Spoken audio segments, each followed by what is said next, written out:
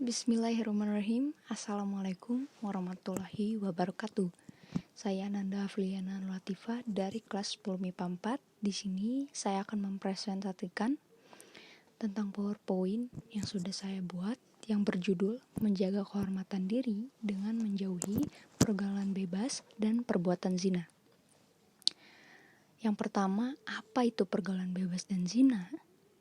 Oke, berikut ada pengertiannya. Pergaulan bebas merupakan salah satu bentuk perilaku yang menyimpang, yang melewati batas dari kewajiban, tuntutan, aturan, syarat, dan perasaan malu. Lalu apa itu zina? Kata zina berasal dari kata zana yazni, yang artinya hubungan layaknya suami istri antara perempuan dengan laki-laki yang sudah mukhalaf atau balik tanpa ikatan pernikahan yang sah menurut syariat Islam. Lalu, mengapa pergaulan bebas dan zina diharamkan oleh Islam? Berikut ada alasannya. Yang pertama, untuk menjaga kesucian masyarakat Islam, melindungi kehormatan kaum muslimin, mempertahankan kemuliaan mereka, menjaga kemuliaan nasab mereka, dan menjaga kebeningan jiwa mereka. Kemudian, Allah memberikan larangannya yang tertuang pada Quran Surat Al-Isra ayat 32 yang berisi tentang larangan pergaulan bebas. Berikut isi suratnya. A'udzu billahi minasyaitonir rajim. Bismillahirrahmanirrahim.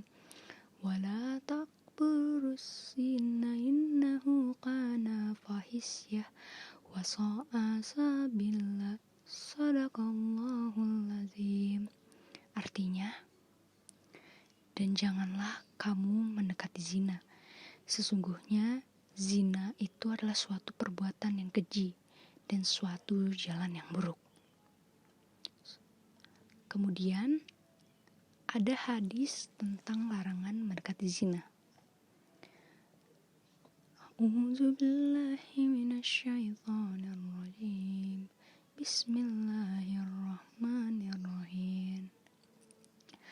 An Jabir ibni Abdillah qala Rasulullah sallallahu alaihi wasallam, wa man kana yu'minuna billahi wal yaumi akhir qala yakuna bimra'atin laisa ma'addu mahra mimmina faina tasaimuhumas syaiton.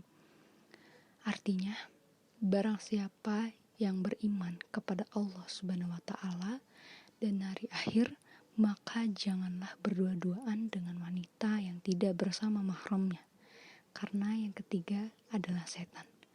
Hadis riwayat Ahmad. Lalu, kemudian adapun hukuman bagi penzina dalam Islam. Yang pertama ada dera, pukulan sebanyak 100 kali bagi penzina ghairu muhsan, dan ditambah dengan mengasingkan atau membuang pelakunya ke tempat yang jauh dari tempat mereka. Berikutnya, dirajam sampai mati bagi penzina muhsan. Hukuman rajam dilakukan dengan cara pelaku dimasukkan ke dalam tanah hingga dada atau leher. Tempat untuk melakukan hukuman rajam adalah tempat yang banyak dilalui manusia atau tempat keramaian. Berikutnya ada akibat dari perbuatan zina dan pergaulan bebas. Yang pertama, hamil di luar nikah. Hamil di luar nikah ini bisa menimbulkan perdebatan, pertikaian, dan menjadi aib keluarga. Lalu, ada pernikahan dini. Pernikahan yang terlalu muda bisa menyebabkan perceraian karena ekonomi dan lain hal. Juga belum adanya persiapan membuat rumah tangga. Selanjutnya, ada aborsi. Aborsi ini menggugurkan kandungan yang mungkin saja berbahaya bagi bayi maupun ibunya, dan itu perbuatan yang keji dan dosa.